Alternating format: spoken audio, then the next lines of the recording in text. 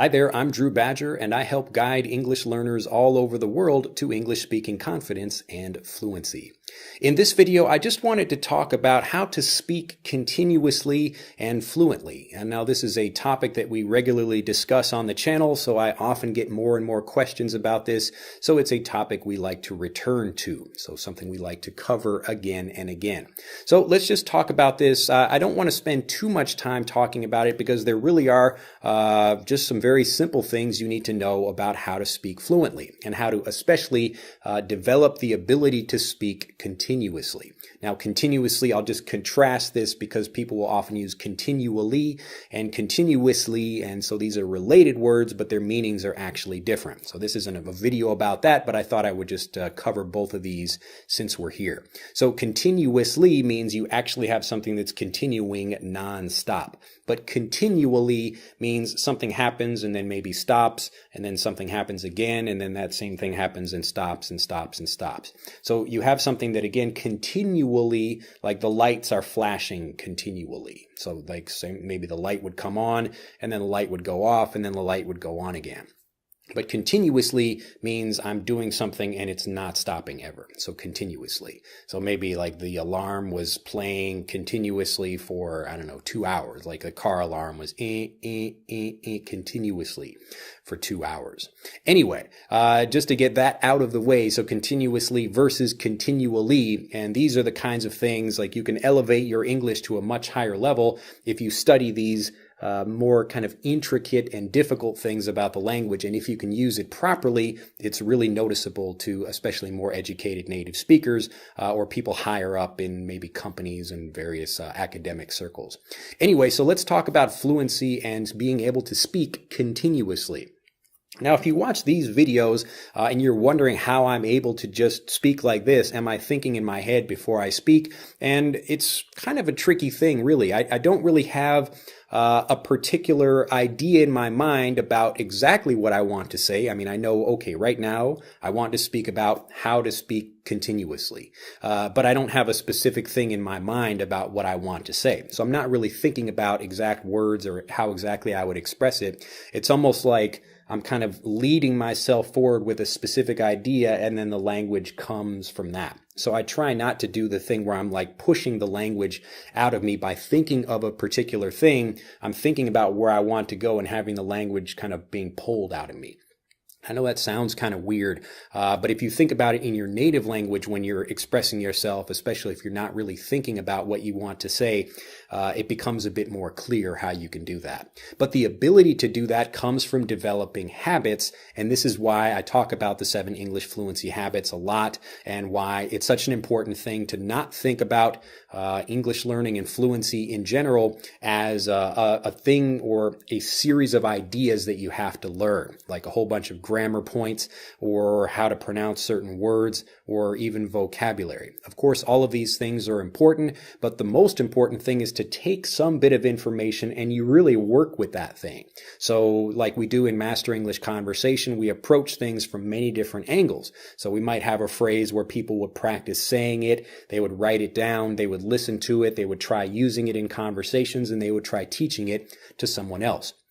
So all of these give you an opportunity to take one thing and really develop a strong sense of how it works, and then actually become able to use it automatically. So when you're thinking about how do you express yourself in the same way I'm doing now, or in the same way you do with your native language, you have to develop the habit of just speaking like this and letting like the idea, the place you want to go, the thing you want to express, you let that lead you, and then the language comes out of you in this way. And again, it's not something you can really consciously do about thinking, what do you want to say? Because the whole point of fluency is that you're doing it automatically. So right now I'm speaking automatically. I'm not thinking about what I want to say first.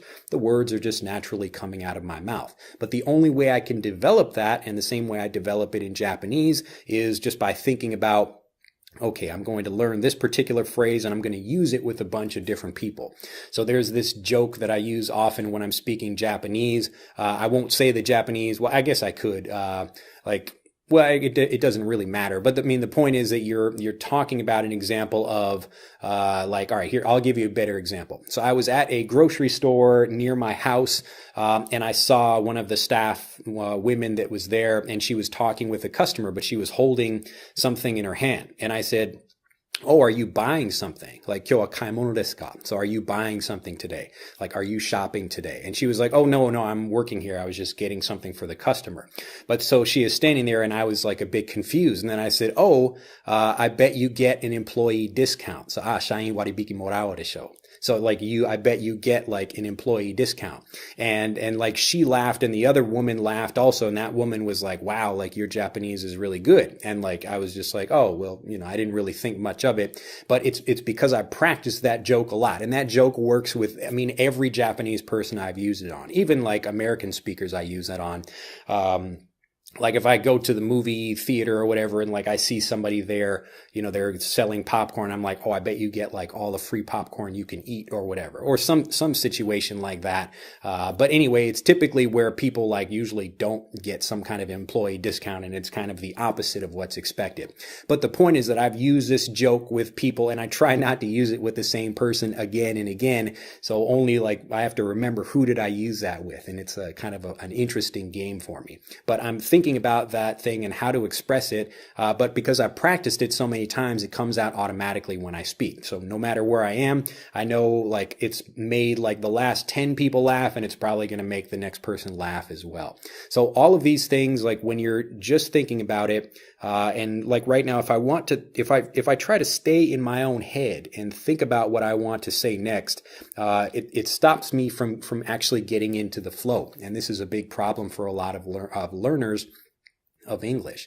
So they're kind of spending more time in their head than just trying to like let the language naturally come out. So kind of spend your time not thinking about the words you want to say, but the idea you want to express. So don't worry about the exact words that you'll use for that. Even what I'm saying right now, there could be many different ways of expressing this, in different ways and maybe much better ways if I took some time and thought about it. So that's why the way I speak is often different from the way I write, because I can write something down and then take time to edit it, and I go back and change a few things. But right now, this is called stream of consciousness. So I'm just letting the words come out of my mouth. And this is the same thing that you can do if instead of staying inside your head, you kind of project, like to think about an idea that you want to express yourself or express, and then let the words kind of be pulled out of you. This is the same way that I just live my life in general. I try not to think about things too much, just like I had a live lesson here on YouTube not that long ago, the first one ever, and I just began without knowing anything about how the system works. So if you go back and watch that video, you'll see me sitting there just like, okay, I'm like talking to people, but I felt confident about it anyway, but I knew I didn't really know what I was doing. And I thought it was an interesting kind of weird interface because the comments weren't right where I could see myself. So I actually had to go to the page on YouTube where people would be normally watching the video and then pause that video and then look at the comments scrolling over there. But the point is that I'm stepping forward into the place I want to be and then pulling myself that way. So instead of what native speakers, or I guess learners, when you're trying to learn another language, people kind of stay in their head and they're trying to make sure they collect everything perfectly before they take the next step. But you should be doing the opposite. So this is how you develop that ability to speak continuously. So number one, you have to kind of get outside of your head and just think about the general idea you want to say, and then just start maybe working towards that. Like if I see there's a red fire truck over there, so I say, "Oh, there's a truck over there." Like I'm just beginning to say it, and I talk with someone else. And usually the conversation, when you're speaking with a native speaker, or you're even just listening to someone else speak, you can get a sense for what's correct by, are they able to understand what you're talking about? So are they able to follow your instructions? Are they able to connect with you in the conversation? But these things happen over time as the words begin to come out. So what you say initially might not be perfect, but it's a start. And that's really the best thing you need to do to get fluent. So the number one thing is kind of to stay out of your own head and don't worry about trying to express yourself perfectly, because just by, again, doing this stream of consciousness, you develop the habit of being able to speak without thinking about it. I remember back maybe when I was in maybe elementary school, and we had to give some kind of 1 minute long speech, and I couldn't do it. So I got up, and it was even like a thing I had selected to talk about, which was plants or something like that. But I got this topic, and I had to walk up to the front of the room and stand there in front of all my classmates and talk for just 1 minute. And if I'm like looking at the counter, I'm like speaking for 10 minutes right in this video, and I'm not even thinking about it. I'm just going on and trying to not only explain how a stream of consciousness works, but also just to give you an actual example of that. So again, all the things that I'm saying right now, like I'm not thinking about them first, they're kind of coming out of my head, and I'm almost thinking about them as I say them, but I just don't really worry about whether it's the exact right thing I should be trying to say.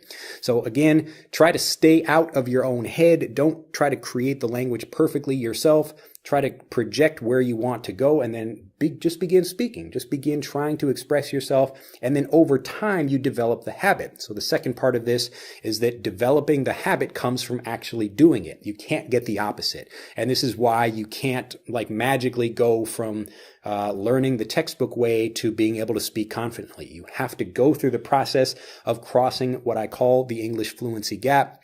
And this is the current level of English that you have right now, where you can understand what I'm saying, but you can't speak fluently. So the only way to do it is really to develop the habits of a native fluent English speaker. And you can do that by just taking these two steps. Think about what you want to say, but just project the idea and let it pull the language out of you. And then over time, you will learn how to direct that naturally and without thinking about it. Well, if you have enjoyed this video and you maybe agree with this idea, maybe you disagree with the idea, you can click that like button or even click the dislike button if you didn't like it. But let me know down in the comments if this has been helpful for you or not. Also, become a subscriber to the YouTube channel if you haven't already. And if you'd like to become a more confident, fluent English speaker and want to learn the specific habits you need to focus on in order to get fluent, whether this is maybe remembering vocabulary or improving your pronunciation or even learning more vocabulary, we can help you do that absolutely free at EnglishAnyone.com. So take our free quiz. And again, when you speak like this, like you might not speak fluently and perfectly all the time, but you develop the habit of doing it pretty well over time. But again, even this habit is something we can help you with absolutely free by clicking on the link in this video to take our free quiz. Well, that's it, and I look forward to seeing you in the next video. Get out, plan what it is you want to talk about without trying to think about the exact words. You notice I have no script for these videos. I just have an idea, and I start speaking. And you can do the exact same thing if you just try doing it as well. So don't worry, don't try to express yourself perfectly, just speak. Have a fantastic day, and I'll see you next time. Bye-bye.